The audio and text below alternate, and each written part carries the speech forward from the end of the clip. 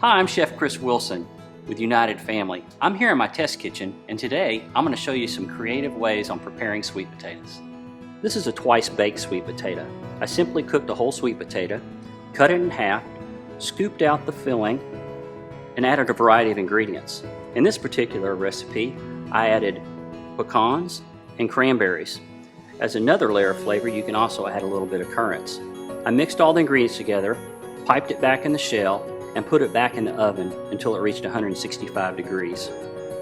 These recipes and others are available on our website.